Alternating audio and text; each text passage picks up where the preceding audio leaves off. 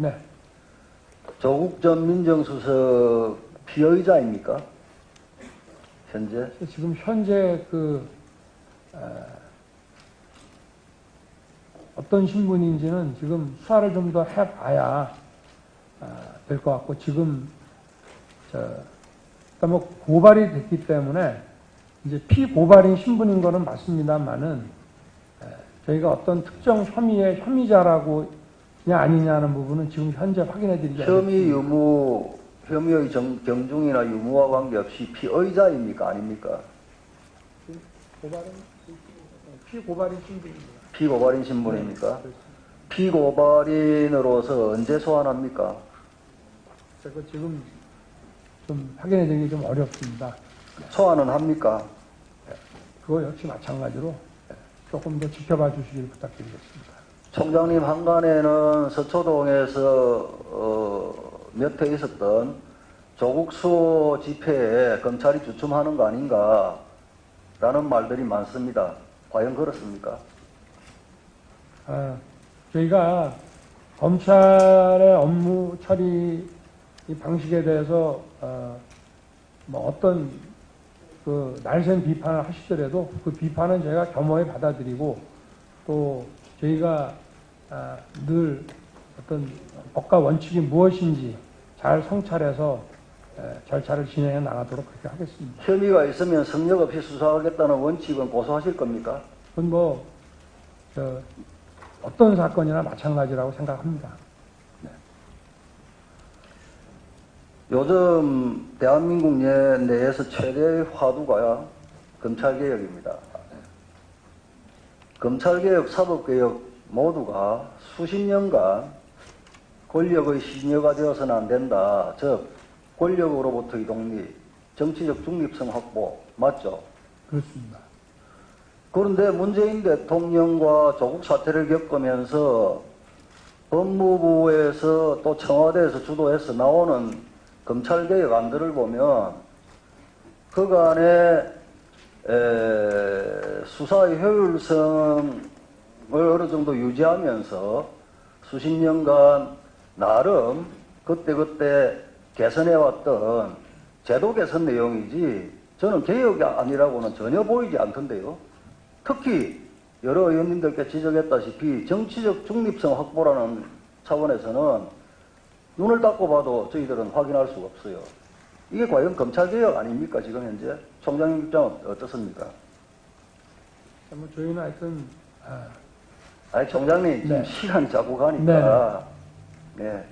아까 의원님들 뒤에 말씀드렸다시피 지금 현재 정치적 중립과 관련해서 법무부 아니든 대검 아니든 그런 내용이 있습니까?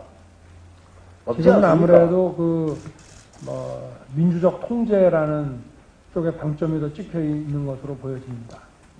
그러니까 정치적 중립이라는 그런 내용은 없지 않습니까? 그 자꾸 말씀을 돌리시고 그렇습니까?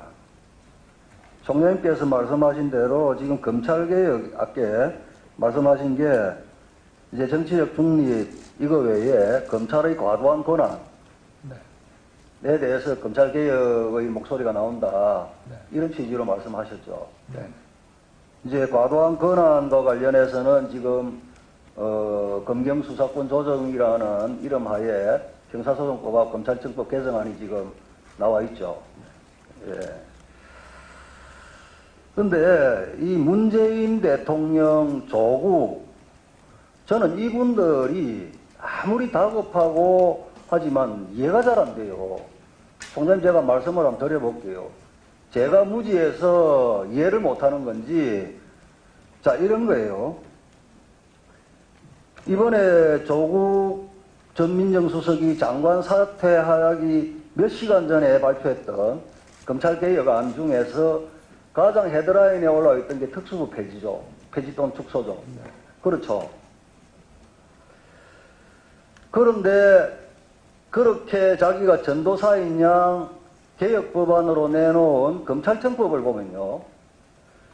반부패범죄, 경제범죄, 공직자범죄, 방위사업범죄 등 주요범죄 이걸 검찰에서 직접 수사를 할 수 있도록 해놨거든요. 그죠? 네. 지금까지 이걸 수사해왔던 부서가 어디죠? 특수부와 뭐 조세범죄부 이런. 그러니까요. 자기들이 개혁 법안이라고 내어놓으면서 이것은 검찰에서 수사 개시를 할 수 있다고 한 범죄를 하는 특수부를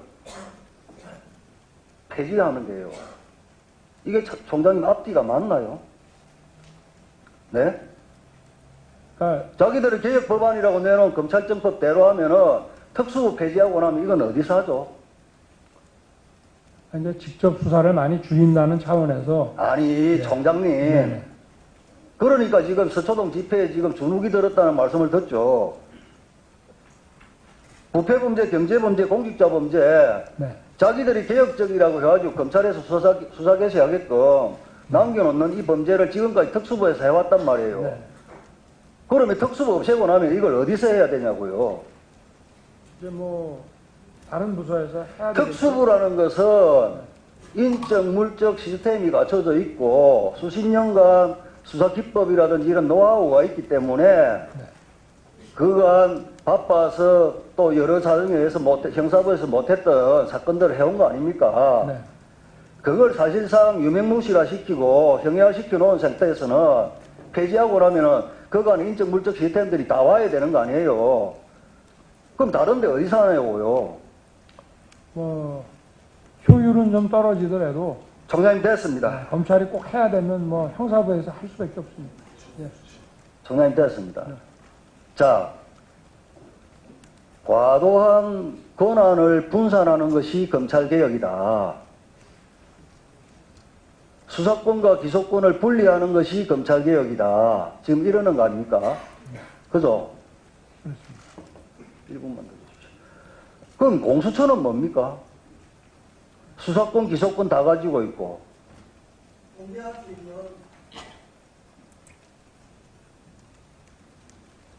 뭐하노? 안 올라오잖아, 이게.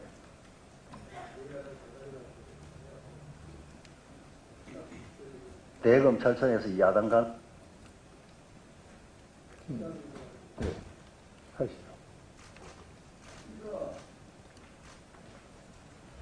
지금 현재의 검찰의 권한을 분산시키고 축소시키고 하는 것이 개혁인데 그보다도 더 막강한 권한을 가지는 공수처에 대해서는 그러면 총장님 어떻게 설명합니까? 청와대나 법무부에서? 검찰이 다 했던 일을 좀 떼어내서 다른 기관에게 맡김으로써 검찰의 권한을 분산한다는 거 그 아니에요? 공수처가 개혁의 대상이 될 때는 또 어떻게 해야 됩니까?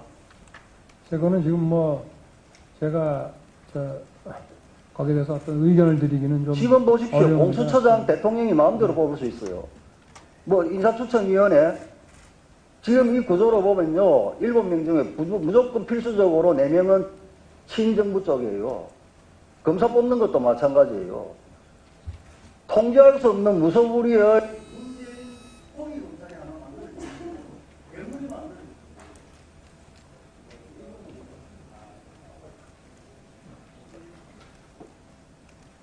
저희들은요, 저희들이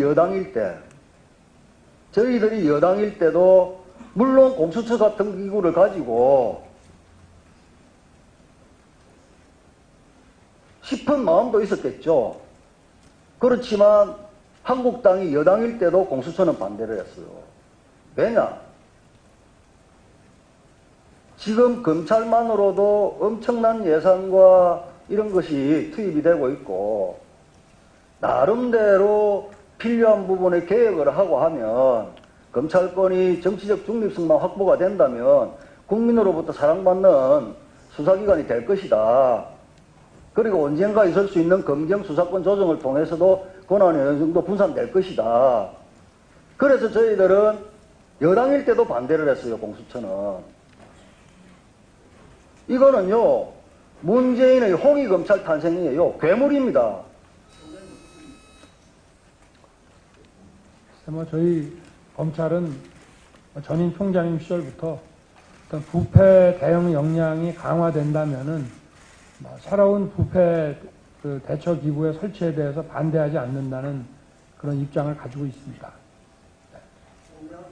그 제도를 만드는 과정에서 좀 문제가 될 수 있는 부분들은 좀 잘 다듬어지지 않겠나 하는 것이 또 기대이고요. 네. 아니, 저희 공수처에 관해서는 저희가 늘 일관된 입장을 가져왔습니다. 네.